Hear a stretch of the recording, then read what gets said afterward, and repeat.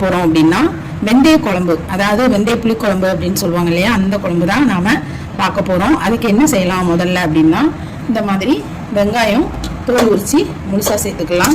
குக்கரில் ஒரு விசில் விட்டுடலாம். இதை பச்சை மிளகாய் சேர்த்துக்கலாம் கூடவே. அப்புறம் 6-7 பூண்டு சேர்த்துக்கலாம். தக்காளி சேர்த்துக்கலாம். இது தக்காளி வெங்காயம் நம்ம முழுசாக சேர்த்துருக்கோம். இதில் பூண்டு சேர்த்துருக்கோம், பச்சை மிளகாய் சேர்த்துருக்கோம். இதில் இப்போ கல் உப்பு சேர்த்துடலாம். இதில் இப்போ கல் உப்பு சேர்த்து இதில் கொஞ்சம் தண்ணி ஊற்றி இதை வேக வச்சிடலாம். இதில் இப்போ நம்ம தண்ணி ஊற்றி இதை ஒரு விசில் விட்டுடலாம். இப்போ வெந்தய குழம்புக்கு நாம் கொஞ்சம் வெந்தயத்தை பொரிச்சு எடுத்துக்கலாம். இந்த வெந்தயத்தில் லேசாக நம்ம எண்ணெய் ஊற்றிருக்கோம். எண்ணெய் ஊற்றி இது நல்லா பொரியட்டும். இது நல்லா பொரியும் போது கொஞ்சமாக இந்த வெந்தயத்தில் ஒரு கால்வாசி கடுகு சேர்த்துக்கலாம். கடுகுல கால்வாசி மிளகு சேர்த்துக்கலாம். கொஞ்சமாக ஜீரகம் சேர்த்துக்கலாம். இப்போ நல்லா வறுத்துக்கலாம். பொண்ணு நேரமாக வறுத்துக்கலாம். இதை நல்லா வறுக்கணும். நல்லா கமகமன்னு வாசனை வர வரைக்கும் இதை வறுக்கணும். இதை வறுத்து வச்சுக்கலாம். அந்த குழம்புக்கு இதுதான் ஒரு மீனானதாக இருக்கும். இது நல்லா வறுபடுது பார்த்தீங்களா? இந்த ஸ்டேஜில் நம்ம கொஞ்சமாக கருவேப்பிலை போட்டுக்கலாம். கருவேப்பிலை போட்டு இதை ஆஃப் பண்ணிடலாம். பொடி பண்ணி இதை எடுத்துகிட்டு வந்துடலாம்.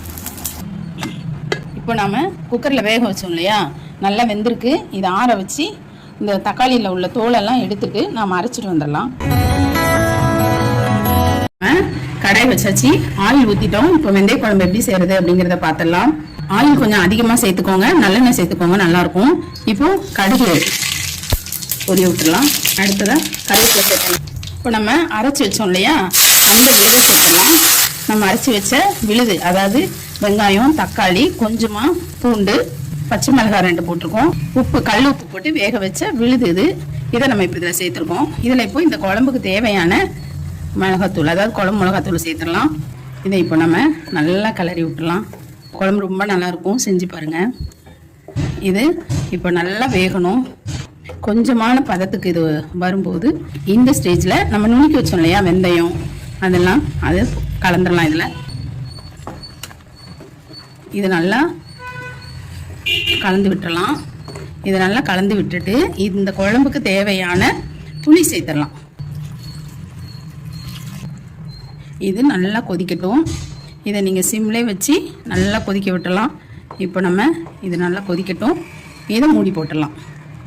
இது நீங்கள் சூடான சாதம் வச்சு இது போட்டு சாப்பிட்டீங்கன்னா ரொம்ப நல்லாயிருக்கும். இது நீங்கள் இந்த மாதிரி வேணும் அப்படின்னாலும் இது நல்லா கொதித்த உடனே எடுத்துக்கலாம். இல்லை ஒரு கெட்டி பதத்தில் வேணும் அப்படின்னாலும் நீங்கள் எண்ணெய் விட்டு கொதிக்க வச்சுக்கலாம். அதுவும் நல்லா டேஸ்ட்டாக இருக்கும். இப்போ நம்ம இந்த பதத்தில் மூடி வச்சிடலாம். A few moments later. இந்த குழம்பு நல்லா கொதி வந்திருக்கு பாருங்கள். இந்த ஸ்டேஜில் நம்ம கொஞ்சம் நாட்டு சர்க்கரை போட்டுக்கலாம்.